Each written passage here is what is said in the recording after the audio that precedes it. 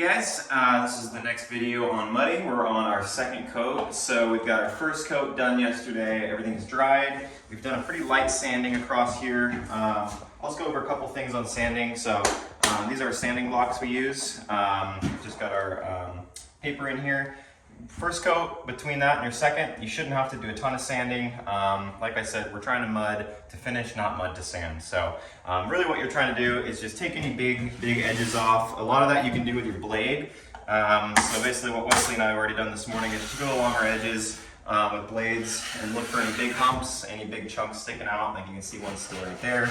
Just scraping things like that off. And then you're just coming back with your sandpaper on your edges, basically your feather edges. And you're just taking a nice, smooth, easy, gentle, just to kind of feather things out so we don't have any hard lines or big ridges. Just makes it a little easier for that second coat. If you did your mudding right, you shouldn't really have to do a ton of sanding. Like we've only spent maybe 30 minutes on that sanding. So that's the goal, spend less time sanding because it's not fun. So. Got our next batch of mud here. This is our second coat going on, so very similar to the first, but we're going to be going with our wider blades. So I've got my 6-inch to start, and then we're going up to our 10-inch blade next. So I have those both ready to go, but as far as getting started here, same process. I'm going to go across a little section here on the horizontal to start. We're going to get mud on the wall. Again, here we're going a little wider this time. So we're going a little wider than the blade. Obviously wider than our last pass yesterday because we're using bigger blades. So I like to get it around 8 inches is what we're trying to shoot for on this round. And then our final will be closer to 10 for our third coat. But again, this isn't a perfect science. You're kind of ballparking it. And then you can add as you need, but kind of what we're shooting for there. So again, getting the mud on first like this. Smooth things out. You want to still keep mud on the wall. We're not trying to take it off. We're just trying to kind of smooth it out to make our pass with the larger blade a little bit easier, and it's going to glide a little bit better on that mud. So we'll just do that for now. Always clean your blade. Get your hock cleaned up before we switch over.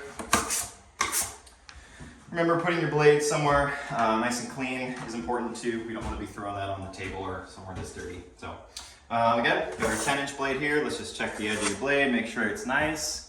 Everything looks good.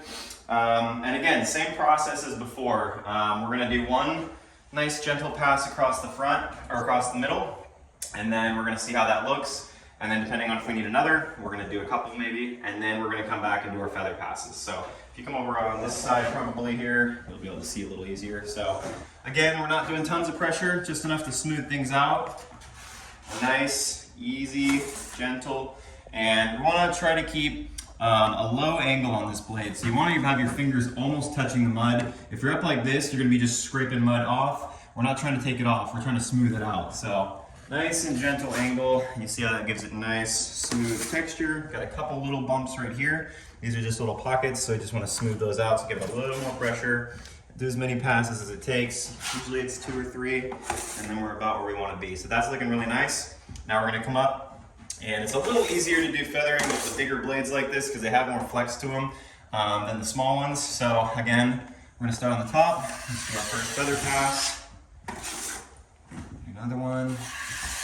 Nice and easy. Again, just keeping pressure on the top, keeping the bottom blade off the wall, and that's what we're looking for. So we're just feathering that top edge into the wall, just like that. And again, we're gonna have these ridges, which is fine. We're gonna smooth those out at the end, but let's go ahead and do the bottom, same thing, just the opposite angle. Smoothing that out. I'll take a couple passes here, just like that. And then let's do a nice gentle one across the middle again, to really kind of take things down. We'll do one more there, and then one more here.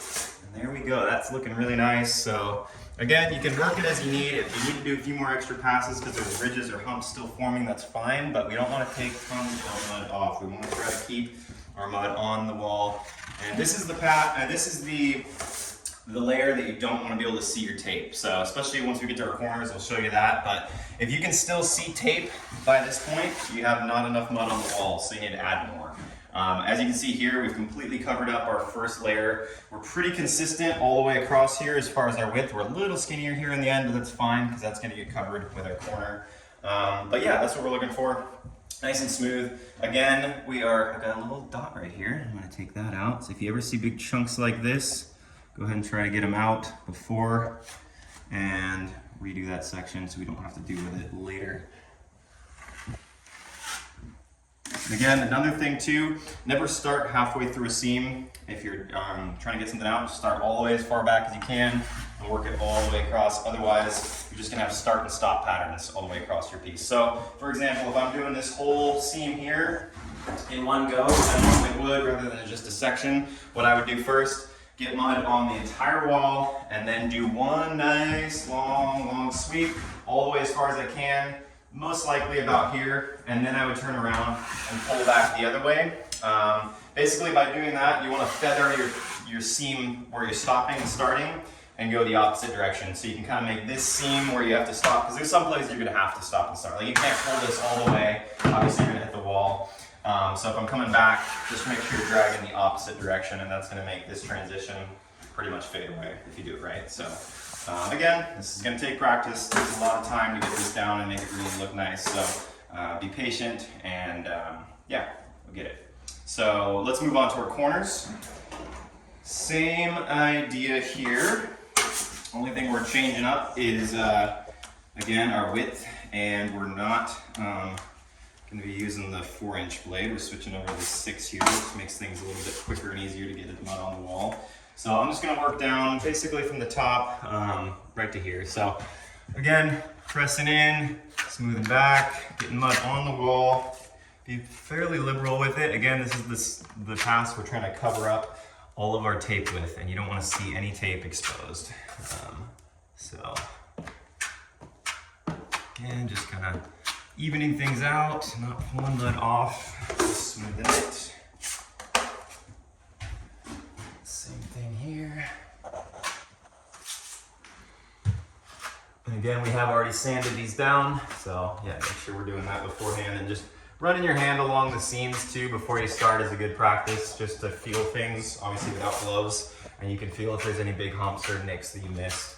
So yeah, that's a good thing to get in the habit of doing. Okay, so that's looking pretty good there. As always, clean your hawk, clean the knife up. Switching over to our corner blade. Where'd my corner blade go?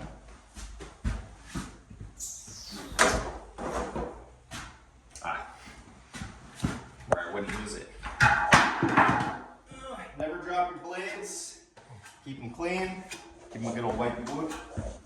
All right, so this part, again, when you're doing these, you want to be slightly wider than the width of this corner blade. So you can see I'm like maybe a 1/2 inch wider on either side, which is what you want to see so that you can feather those edges. So we're gonna come up, always working top to bottom from up here, and then once you get, like I said, over on that other pass, once you get down as low as you can, we're gonna switch and drag back up. So we'll do this part here, press in, nice and gentle, nothing too crazy.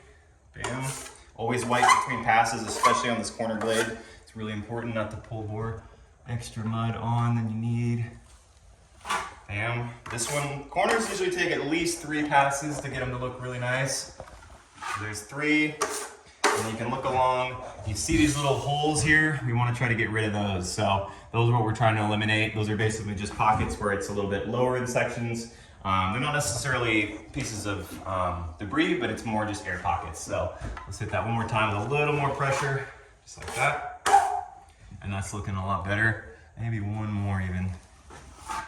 Nice. And we're looking for a nice consistent look to the whole thing. So that's good for that. I'm gonna come back again now with my 6-inch. Clear off. And we're doing feather passes. So nice and gentle. We're just trying to take that ridge off the outside. You're really not trying to touch this part of the mud if you can help it. So nice and easy. Oh, you can see we got a little piece of sand or something right here. So we're gonna try to fix that. Nice and easy. Again, that's something in there. The better you do on this job here, the less work you have to do on your 3rd coat. So really take your time with it. And if you really have to redo a corner because you messed up, just take the time to do it now. It's gonna save you a headache later. But always start with less pressure than you think you need, and you can always work down and deeper as you go. So that is looking really nice. Just gonna take some of that off the corner. So that's what we want to see at the end. If you have some little, you can see there's a little ridge right here kind of formed, and that's fine. Because again, we're getting a third coat that's going to be even wider, and we're going to be feathering that out even farther. So little ridges like that aren't going to hurt anything, so we are going to sand this one more time. But ideally, we're trying to avoid as much as possible having ridges. So yeah, mud to finish, don't mud to sand. So that is it. You're going to do the same process for all your corners, all your flats and verticals. Luckily on this build, we don't have any transitions where we have a vertical meeting a horizontal. Sometimes you'll have basically a T intersection if you have a really long wall. Obviously this wall is short enough that we can get away with just 2 pieces. But if you do have that kind of a transition, it is a little trickier. We'll go over that in our third coat of mud because we have another video in a different build doing over those seams. So that is it for second coat, and we'll see you in the next video.